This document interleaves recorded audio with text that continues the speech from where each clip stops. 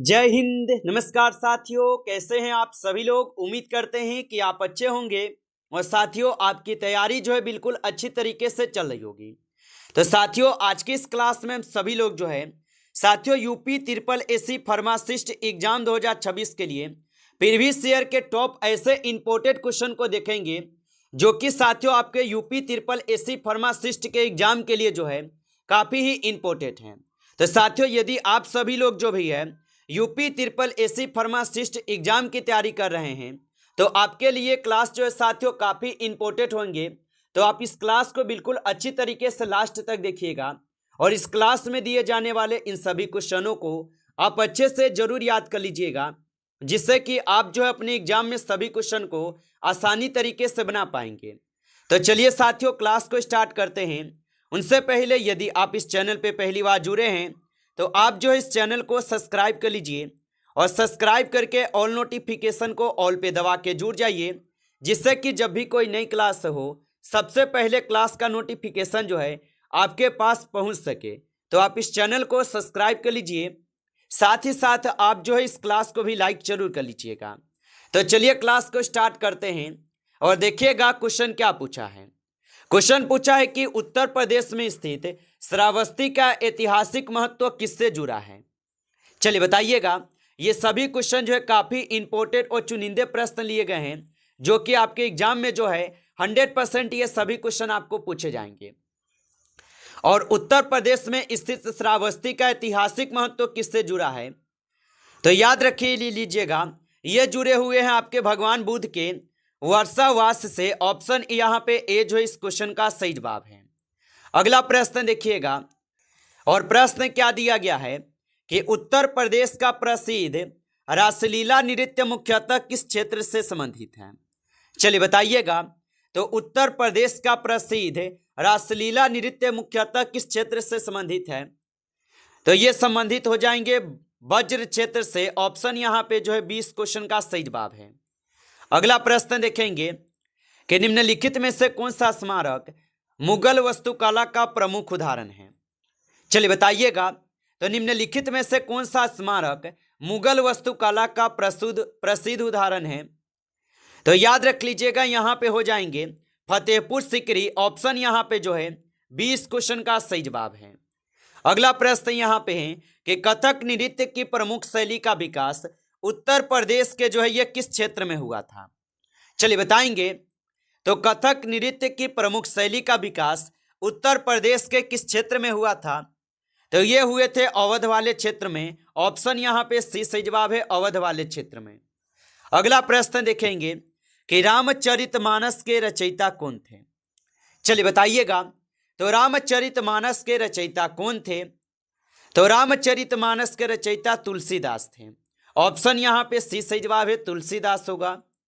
अगला प्रश्न देखेंगे कि उत्तर प्रदेश में कुंभ मेला मुख्यतः किस स्थान पर जो है आयोजित होता है तो उत्तर प्रदेश में कुंभ मेला मुख्यतः किस स्थान पर आयोजित होता है तो ये होते हैं प्रयागराज में।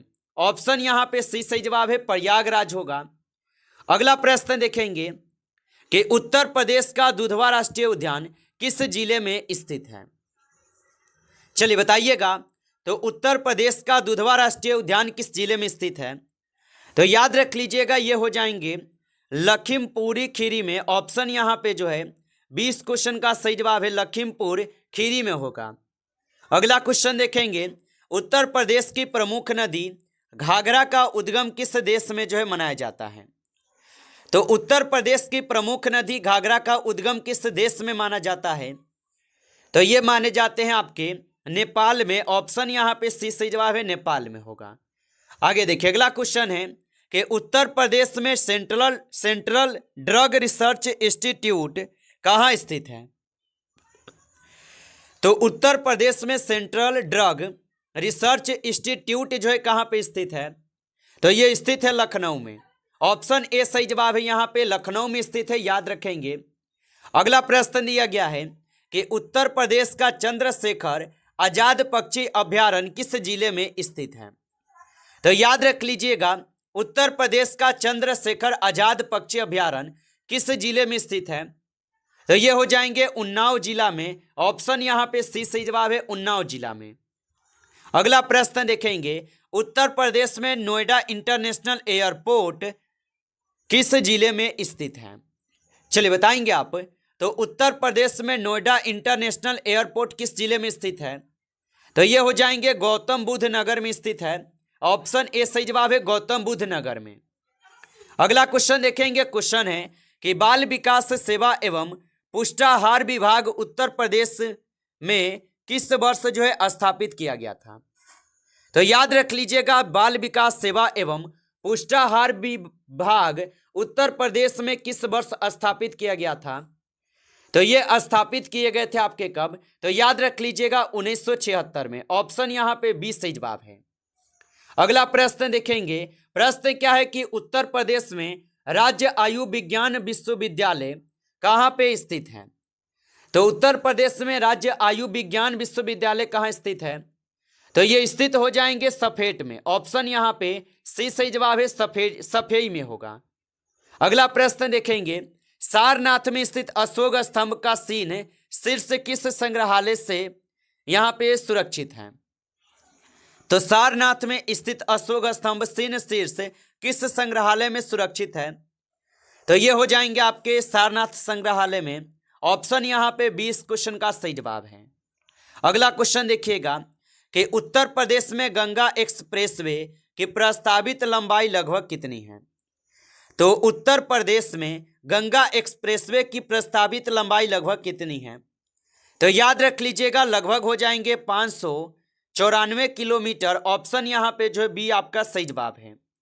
चलिए अगला प्रश्न देखिएगा कि उत्तर प्रदेश में हस्तशिल्प निर्यात संवर्धन परिषद का मुख्यालय कहाँ स्थित है? चलिए बताएंगे। और आप अभी तक इस क्लास को लाइक नहीं किए हैं तो आप इस क्लास को एक बार लाइक कर लेंगे। नए जुड़े हैं आप इस चैनल पे तो आप इस चैनल को सब्सक्राइब करके ऑल नोटिफिकेशन को ऑल पे दबा के जुड़ जाइए, जिससे कि जब भी कोई नई क्लास हो सबसे पहले जो है क्लास का नोटिफिकेशन आपके पास पहुंच सके। तो आप इस चैनल को सब्सक्राइब जरूर कर लीजिएगा। और बताएंगे कि उत्तर प्रदेश में हस्तशिल्प निर्यात संवर्धन परिषद का मुख्यालय कहाँ स्थित है? तो याद रख लीजिएगा, इनका मुख्यालय जो है नोएडा में स्थित है। ऑप्शन ए सही जवाब है, नोएडा में। अगला प्रश्न देखेंगे। प्रश्न दिया गया है कि उत्तर प्रदेश में राजकीय आयु विज्ञान संस्थान को विश्वविद्यालय का दर्जा किस वर्ष जो है यह प्रदान किया गया? तो याद रखेंगे, इनको प्रदान किए गए थे 2002 में। ऑप्शन यहाँ पे जो है डी इस क्वेश्चन का सही जवाब है, 2002 में प्रदान किए गए। अगला प्रश्न देखिएगा कि उत्तर प्रदेश में रानी लक्ष्मीबाई केंद्रीय कृषि विश्वविद्यालय कहाँ स्थित है? चलिए बताएंगे। तो उत्तर प्रदेश में रानी लक्ष्मीबाई केंद्रीय कृषि विश्वविद्यालय कहाँ स्थित है? तो ये स्थित हो जाएंगे झांसी में। ऑप्शन ए सही जवाब है, झांसी में होगा। चलिए अगला प्रश्न देखेंगे। प्रश्न है कि उत्तर प्रदेश का चंद्रप्रभा वन्यजीव अभयारण्य किस जिले में स्थित है? चलिए बताइएगा।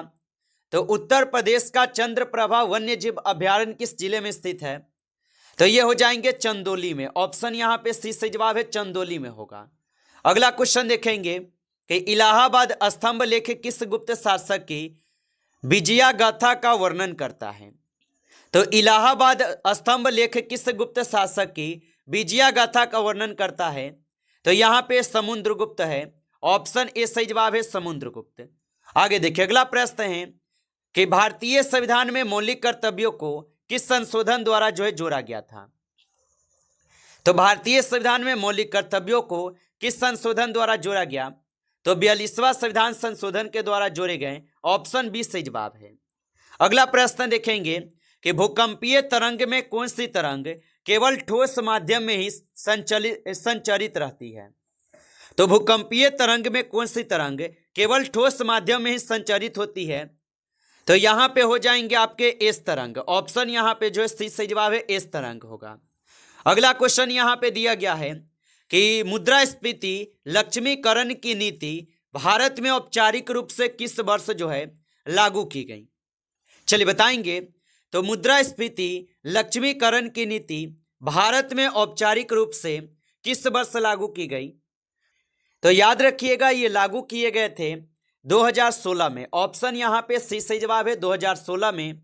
अगला प्रश्न देखेंगे कि नाभिकीय विखंडन की खोज किस वैज्ञानिक ने की थी। चलिए बताएंगे आप। तो नाभिकीय विखंडन की खोज किस वैज्ञानिक ने की थी। तो नाभिकीय विखंडन की खोज किए गए थे ओटो हान के द्वारा। ऑप्शन यहाँ पे बी सही जवाब है ओटो हान के द्वारा। अगला क्वेश्चन यहाँ पे दिया गया है कि मोंटेग्यू चेम्सफोर्ड सुधार किस अधिनियम से संबंधित है। चलिए बताएंगे। तो मोंटेग्यू चेम्सफोर्ड सुधार किस अधिनियम से संबंधित है। तो ये हो जाएंगे आपके भारत सरकार अधिनियम 1919 से। ऑप्शन यहाँ पे बी सही जवाब है, याद रखिएगा। चलिए अगला प्रश्न देखिएगा और प्रश्न है कि भारतीय संविधान का कौन सा अनुच्छेद संवैधानिक उपचारों के अधिकार से संबंधित है। तो भारतीय संविधान का कौन सा अनुच्छेद संवैधानिक उपचारों के अधिकार से संबंधित है। तो ये हो जाएंगे अनुच्छेद 32। ऑप्शन यहाँ पे सी सही जवाब है, अनुच्छेद 32 है। अगला प्रश्न देखिएगा। प्रश्न दिया गया है कि एंडीज पर्वतमाला मुख्यतः किस प्रकार के प्लेटो टेक्टोनिक सिद्धांत से जो है संबंधित है। तो याद रख लीजिएगा, ये हो जाएंगे अभिसारी सीमांत से। ऑप्शन यहाँ पे बी सही जवाब है, अभिसारी सीमांत से होगा। अगला प्रश्न देखिएगा कि मानव विकास सूचकांक किस संस्था द्वारा जो है प्रकाशित किया जाता है। चलिए बताएंगे। तो मानव विकास सूचकांक किस संस्था द्वारा प्रकाशित किया जाता है। तो ये किए जाते हैं आपके संयुक्त राष्ट्र विकास कार्यक्रम के द्वारा। ऑप्शन यहाँ पे जो है सी सही जवाब है, संयुक्त राष्ट्र विकास कार्यक्रम के द्वारा। अगला प्रश्न देखेंगे कि ओजोन परत मुख्यतः वायुमंडल की किस परत में पाई जाती है। तो याद रख लीजिएगा, ओजोन परत मुख्यतः वायुमंडल के किस परत में पाई जाती है।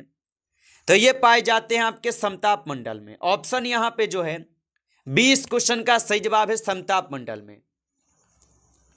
अगला प्रश्न देखिएगा कि चोरी चोरा कांड 1922 के बाद महात्मा गांधी ने कौन सा आंदोलन वापस ले लिया था। तो चोरी चोरा कांड 1922 के बाद महात्मा गांधी जी ने कौन सा आंदोलन वापस ले लिया था। तो याद रख लीजिएगा, असहयोग आंदोलन। ऑप्शन ए यहाँ पे सही जवाब है, असहयोग आंदोलन होगा। अगला क्वेश्चन यहाँ पे दिया गया है, भारतीय संविधान में राज्य के नीति निर्देशक तत्व किस देश के संविधान से जो है प्रेरित है। चलिए बताइएगा। तो भारतीय संविधान में राज्य नीति के निर्देशक तत्व किस देश के संविधान से प्रेरित है। तो ये हो जाएंगे आपके आयरलैंड से। ऑप्शन यहाँ पे बी सही जवाब है, आयरलैंड से। अगला प्रश्न देखेंगे कि ग्रीन रेवोल्यूशन के दौरान भारत में उच्च शिक्षा उत्पादकता वाली गेहूं की किस किस्म का विकास हुआ। तो ग्रीन रेवोल्यूशन के दौरान भारत में उच्च उत्पादकता वाली गेहूं की किस्म का विकास हुआ। तो याद रख लेंगे, यहाँ पे कल्याण सोना होगा। ऑप्शन यहाँ पे बी सही जवाब है। अगला प्रश्न देखिएगा कि पृथ्वी का चुंबकीय क्षेत्र मुख्यतः किस कारण उत्पन्न होता है। तो पृथ्वी का चुंबकीय क्षेत्र मुख्यतः किस कारण जो है यहाँ पे उत्पन्न होता है। तो ये होते हैं बाहरी कोर में यहाँ पे पिछले लोहे की गति के कारण। ऑप्शन यहाँ पे सी सही जवाब है। अगला क्वेश्चन यहाँ पे है कि राजकोषीय घाटा क्या है। चलिए बताएंगे। तो राजकोषीय घाटा क्या है। तो राजकोषीय घाटा जो है यहाँ पे हो जाएंगे बजट व्यय, उधार को छोड़कर बजट प्राप्तियां। ऑप्शन ए यहाँ पे सही जवाब है।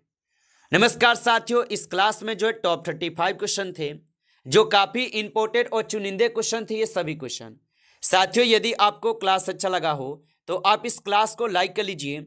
नए जुड़े हैं आप इस चैनल पे तो आप इस चैनल को सब्सक्राइब करके ऑल नोटिफिकेशन को ऑल पे दबा के जुड़ जाइए, जिससे कि जब भी कोई नई क्लास हो सबसे पहले जो है क्लास का नोटिफिकेशन आपके पास पहुंच सके। तो आप इस चैनल को सब्सक्राइब जरूर कर लीजिएगा। चलिए फिर मिलते हैं आपसे एक नेक्स्ट टॉपिक के साथ नेक्स्ट क्लास में। तब तक के लिए जय हिंद, जय भारत।